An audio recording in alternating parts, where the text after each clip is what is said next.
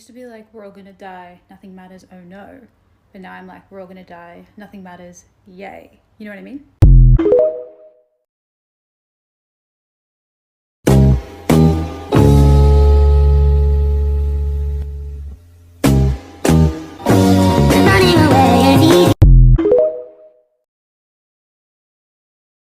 This is a song about how the queer community sends each other the same money and resources back and forth because no one else is coming to help us.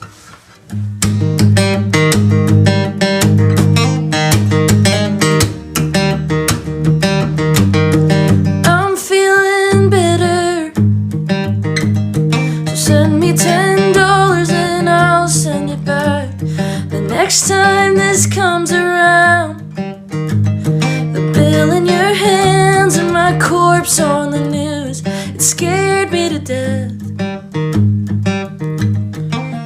Now sign your fucking petition, they're out for our heads. Make sure you've got your armor on, you've got your armor on, kid.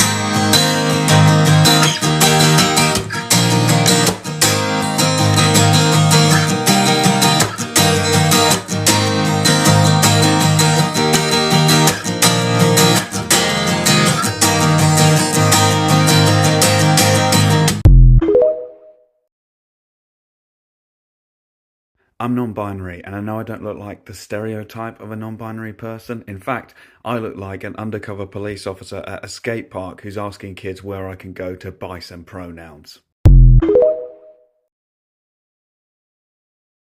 Your daily reminder that anti-trans people are hypocrites. Despite the moral panic around mutilating children, less than 300 people are getting top surgery underage every year. Meanwhile, little girls are getting boob jobs at almost 20 times that rate. Where's the panic? If you are transgender or love somebody who is transgender, you need to watch this now. This list displaying the most safe states for transgender people can be found on the Los Angeles Blades website. States like Colorado and California will not comply with extradition requests for transgender people from other states. But there are more recent wins that are happening. Maryland and Minnesota, for example. Maryland is considering more gender-affirming care being covered by Medicaid, which means more people would have access to transitioning. Minnesota will also protect children and doctors from extradition. I think it's important to talk about how voting basically saved transgender people in this state from suffering horrible consequences. Lawmakers here are trying to pass the same exact anti-drag, anti-trans laws here, but we have a Democratic governor right now who is basically not going to pass them.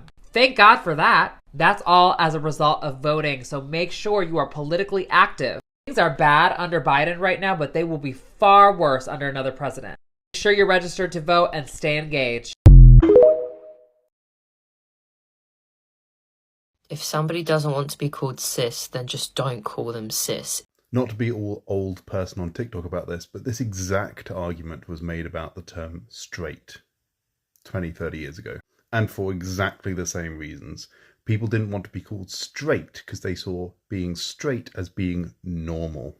They wanted to be able to call people gay and queer as a way to other them, to see them as a perversion of the natural human state. And being called straight, like being called cis, suggested they too were just another part of the natural spectrum of human existence. It undermined their ability to hold and express that prejudice. And that's why people who refuse to be called cis should be treated exactly the way as the people who refuse to be called straight. Also, this creator literally flips the origins of the terms cis and trans, saying cis means on the opposite side to trans, when the reality is cis means on the same side of and trans means on the opposite side of.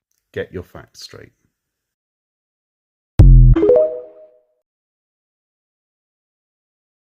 Y'all don't get to say anything when this face walks into a woman's restroom.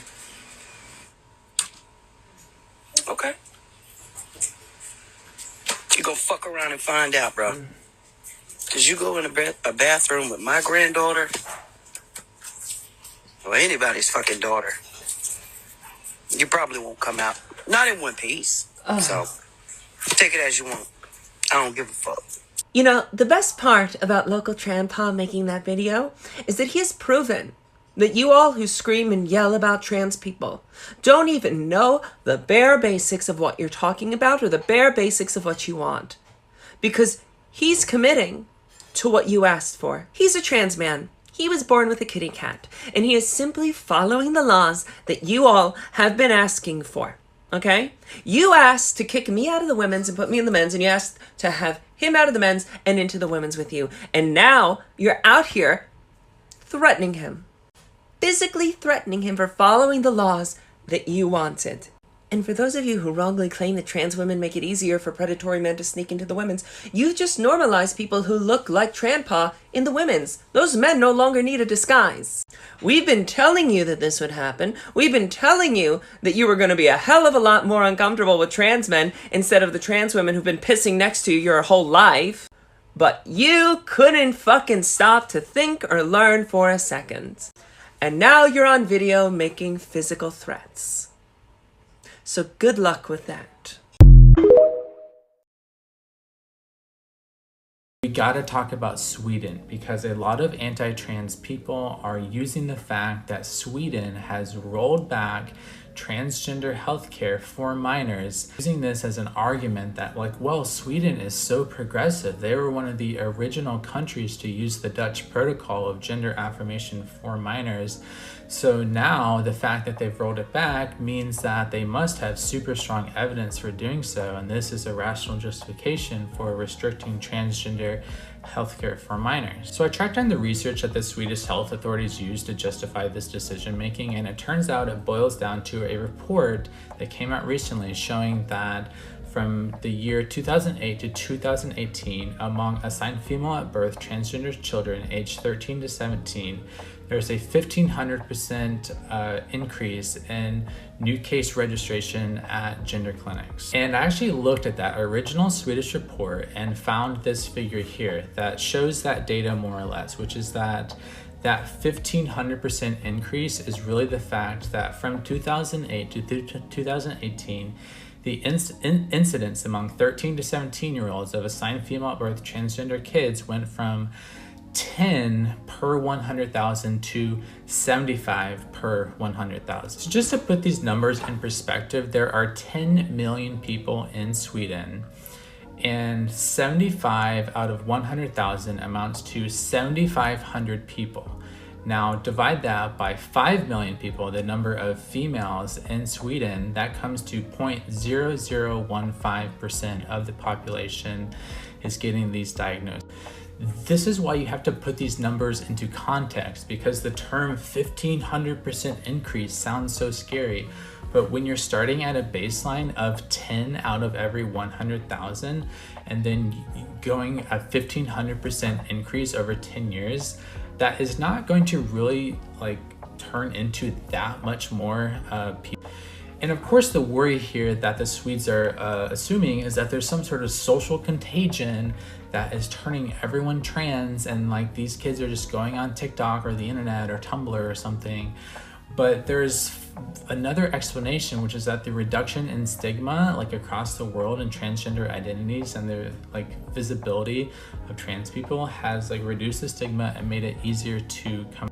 Now, in terms of the Swedes being so progressive, I mean, we all know in the trans community that Europe has become infested with gender critical logic, which shows an ideological bias in interpreting this data. So I would not say that the Swedes are necessarily more progressive on transgender issues, because turfness has taken over Europe. Let me explain to y'all how I was kicked out the girls' restroom today, and I'm forbidden to go in there now because of someone lying on me. Let me explain. I am a trans girl, and I am black, and I am beautiful, and I love myself. I really don't understand why people just cannot understand that, and people cannot be found of it. I go into the girls' restroom to mind my business, and I go into the girls' restroom to do my due, and I don't do nothing else. You get what I mean? I don't go in there taking pictures of anybody. I don't go in there harassing people. I don't go in there peeking under stalls or anything. So I don't understand why I cannot go and use a restroom that I identify with. My principal pulled me to the side, and she said, you can't go in the girls' restroom no more because we have complaints. Who is complaining about what? They're saying some girls feel uncomfortable. Nobody feels uncomfortable because they could have been said that at the beginning of the year. You get what I mean? And then on top of that, nobody knew I was trans before I even announced it on social media and school. So I had to process what she said because it's just like, what do you mean? This is where I feel safe at. So eventually I storm off because I feel discriminated against. I'm sick and tired of having to fight for my rights as a black trans girl. I really am tired. I've been shot at for being trans. I have been beat up because I was trans. I have been hate crimed because I was trans. I don't feel safe around men. Men are weird. And she told me I have to go to the guys' restroom. Who is going to go to the guys' restroom looking like this? It doesn't make any sense. Not having any parents or guardians to help you with this situation or to help you or to understand what you are going through is really triggering because it's like I had to fight, and I mean fight, for the right to use the girls' restroom. So for it to get snatched so easily really triggers me because it's literally a law that I can use the girls' restroom. I'm not understanding. Here's the screenshot. Pause if you want to read. But it's like I really don't understand because it's like I am trans. I'm a trans girl. I identify myself as a girl. I go by she, her pronouns. Do you not understand that I feel like a girl? This isn't like, put on makeup, put on hair and stuff like that, put on lashes. No, this is deep. Like, I've been feeling like this since I was little. It really just hurts my feelings that people are freaking cruel because it's like, you will never understand what it's like being trans. You will never understand what it's like having to go outside, being cursed out for being trans, yelled at for being trans, getting slurs thrown against you for being trans. You will never understand what discrimination is. Mind you, I am black and I am trans and I am beautiful. I go by Alizé and I want to use the girls' restroom. I hate it here.